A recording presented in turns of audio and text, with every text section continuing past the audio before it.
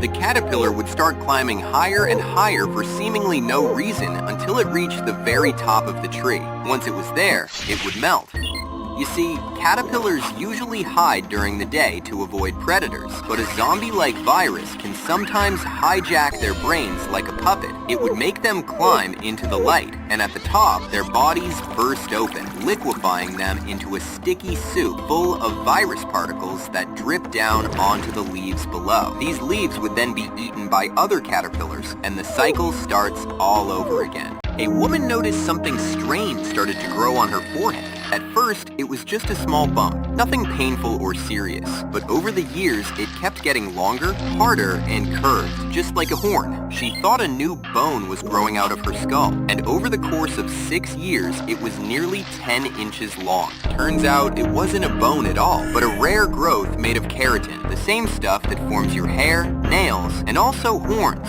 It had started from a simple scar that never healed properly. Surgeons eventually removed it, and it's now preserved and displayed at a museum. The girl picked up a bat to carry it outside the church, but it bit her finger, leaving a mark so small she just washed it and went about her day. Weeks later, she fell dangerously ill, but by the time doctors realized it was rabies, it was too late for the vaccine. Up to that point, rabies was 100% fatal once symptoms began. But one doctor didn't give up, so he tried an experimental treatment. By putting her in a coma, her rabies-infested brain went to sleep, which gave her immune system a chance to fight.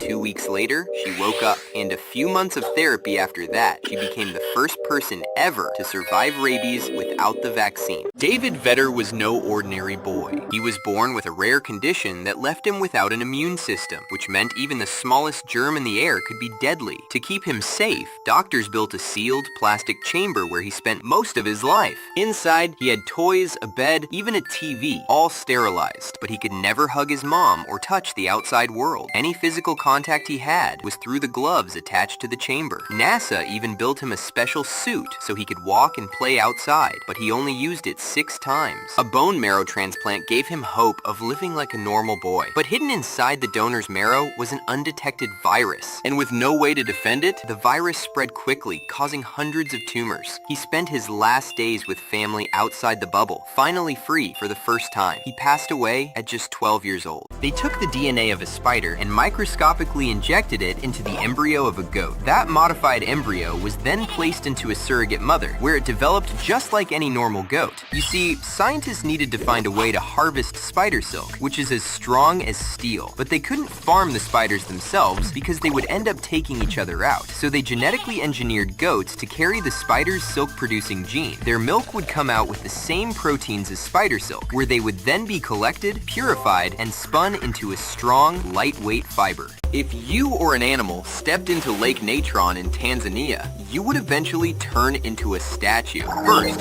the water's extreme alkalinity and heat would start burning your skin and eyes, and any exposed tissue would begin to deteriorate. But as the days pass, your body would dehydrate from the sun and the lake's high salt, drying out your muscles and skin. The minerals in the water would then begin to coat the surface of your body, hardening as they crystallize. And over the course of a few weeks, your calcified body would be frozen in time. A man was tired of being broke, so he set out on a quest to trade a single paperclip for bigger and better things until he traded something for a house. He started by trading the paperclip for a fish-shaped pen. He flipped the pen for a hand-sculpted doorknob, swapped the doorknob for a camping stove, and traded the stove for a generator. He then traded the generator for a rare neon sign with a keg, which he swapped for a snowmobile. He traded the snowmobile for a trip to British Columbia, the trip for a cube van, and the van for a music recording contract. He swapped the contract for a year's rent in Arizona, the rent for an afternoon with a famous singer, and he traded that for a rare motorized snow globe. He then traded the snow globe to a collector for a role in a Hollywood movie, and finally, he traded the movie role for a 2-story farmhouse.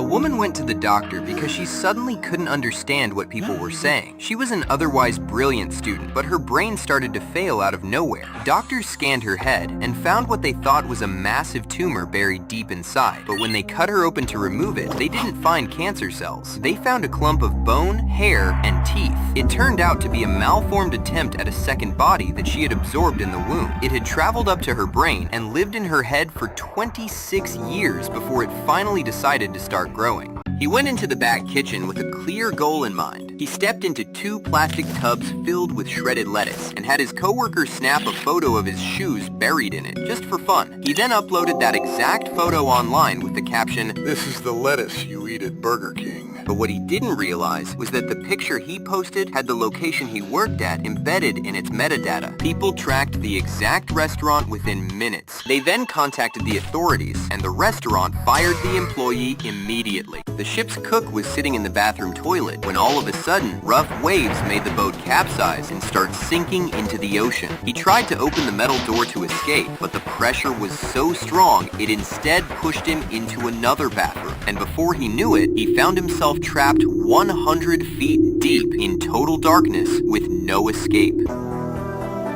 Almost a day had passed, and he had already started to freeze, so he blindly swam around the cabins and gathered tools to make a makeshift raft to sit on top of. For 3 days, all he had to eat was a tin of sardines and a can of cola he had found while building his raft, and at one point, crayfish began biting at him in the dark as if he were already a corpse. But when rescue divers came to recover the bodies from the wreckage, one of them saw what he thought was just another lifeless body, until it suddenly grabbed him. The cook was alive, and he was the only survivor of the 12-man crew. They cut a hole into the side of a healthy cow and fit a plastic ring with a lid into the opening, making a permanent window into its stomach. Once it heals, vets can open the lid and reach their entire arm inside. You see, the mush inside is actually a gold mine of healthy bacteria. Knowing this, they would pull it out and feed it to a sick cow that's having trouble digesting food. This jumpstarts the sick cow's digestive system, saving its life.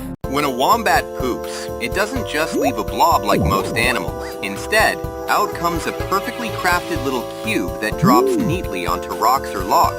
You see, as the poop travels through the wombat's long intestines over several days, the walls of the intestines gradually stiffen in some areas while remaining flexible in others. This uneven squeezing stretches and shapes the poop. The cube shape helps the droppings stay in place so they can mark their territory and communicate with other wombats without rolling away. As soldiers fought across the battlefield, a massive 200-pound bear marched by their side, standing out as their most powerful soldier. You see, a group of Polish soldiers had rescued him as a tiny cub and raised him as one of their own. He drank milk from a vodka bottle, slept in their tents, wrestled with them, saluted when greeted, marched alongside them on his hind legs, drank beer, and even smoked and ate cigarettes. But when the army moved to a new front, animals weren't allowed on board, so they had to officially enlist him as a private, with a serial number and a salary just to bring him in. On the battlefield, he carried crates of artillery shells that would normally take 4 men to lift. They didn't even teach him that. He just liked to copy what they were doing. The Allies would win the battle that day. This earned him a promotion from private to corporal. And after the war, he retired to a zoo, visited by the soldiers who had fought beside him. They would put the nuclear launch codes inside a capsule, and then implant that capsule right next to the heart of a volunteer. That person would be given a lifetime salary to walk alongside the president while carrying a butcher knife. If the time ever came to fire the missiles, the president wouldn't turn a key or push a button. Instead, he would have to kill the volunteer with his own hands to retrieve the codes. The idea was to force the leader to feel the weight of one innocent life before taking millions. The prison replaced every guard dog they had with geese. They made sure to put them between the inner fence and the outer wall, right where prisoners might try to escape. The thing is, geese are territorial, loud, aggressive, and can see perfectly in the dark. If anyone dared to jump into their space, they'd honk like an alarm siren, instantly alerting the guards. And unlike a guard dog, geese can't be bribed with food and don't even need to be trained to hate strangers. They already do by default. As people were trick-or-treating, clowns began appearing in strange places. They were lurking near forests, standing by schools, and watching from under streetlights at night. It all started with a few eerie photos that appeared online of what seemed to be marketing for a short horror film. But then these images spread like wildfire, and real sightings began popping up everywhere. Reports came from dozens of states, and eventually from other countries. Retailers pulled clown masks from shelves. Schools banned clown costumes, and police issued warnings. Even a certain fast food chain decided to keep a certain clown out of the public eye until things calmed down. A few clowns were arrested for making threats, but most of the clowns turned out to be pranksters. If you left a tub of Play-Doh sitting on the shelf for many years, once you opened it again, you might notice it's covered in tiny crystals. You see, Play-Doh is made of salt, water, and flour, so over time, as the water slowly evaporates, the salt begins to form little sparkly crystals. Pressing it, molding it, or poking it changes where the water and salt are distributed, affecting the shape, size, and direction of the crystals. When he was just 2 years old, the British boy could recall a past life on a tiny, remote Scottish island. He described living in a white house with 3 bathrooms overlooking the sea, a black and white dog, and even his father's name. His family had never been there, and he couldn't possibly have known any of it, since he always watched TV with his mom, and she couldn't recall watching anything about that. But when researchers took him to the island, they found out that the house did exist, and at one point, a family with the same last name as his father's and a black and white dog did live there. He even mentioned planes landing on the beach, which is something that actually happens at the island's beach airport. The boy seemed at peace when he was there. He easily found all 3 bathrooms in the now abandoned house and could even tell what had changed. Some say it was a coincidence or something he'd learned subconsciously, but it remains a mystery. A man was pulled over by police one night, but when he was asked to take a breathalyzer test, his reading came back at a life-threatening 0.91% blood alcohol level, over 4 times Belgium's legal limit of 0.22. But there was one problem. The man hadn't had a drop of alcohol, and as impossible as it sounded, he was telling the truth.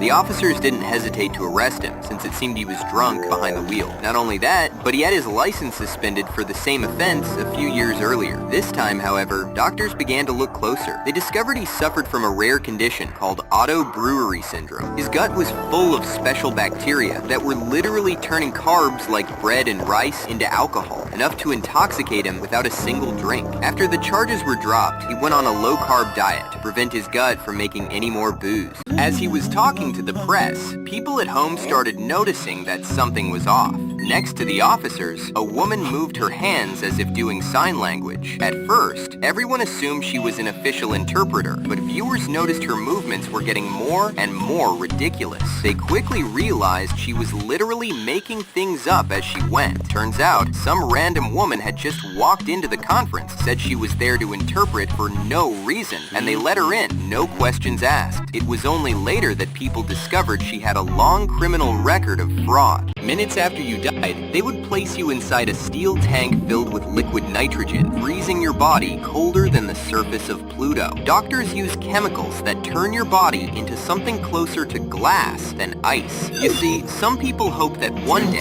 centuries from now, medicine and technology will be advanced enough to cure whatever illness killed them and bring them back to life. It might sound like science fiction, but people today are paying hundreds of thousands of dollars to be put in these time capsules, and some pay just $80,000 to preserve only their head so that they can be put in a new body. The penguin would waddle across the island, searching for a single rock as if it were treasure. When he finally found one, he'd march back to the girl he liked, gently place it at her feet, and wait. You see, some penguin species, like the gentoo, don't mate like the rest. The males would first have to search for the perfect pebble to start their future nest. Sometimes they would even steal rocks from other penguins if they couldn't find any good ones. If the female accepts it, that's usually the start of their marriage. And once they choose each other, they stay together for life. A man was tired of being broke, so he sent wedding invitations to every billionaire he could find an address for. He wasn't famous or rich. In fact, he wasn't even getting married, but what he did have was a plan. He knew most billionaires never see their own mail.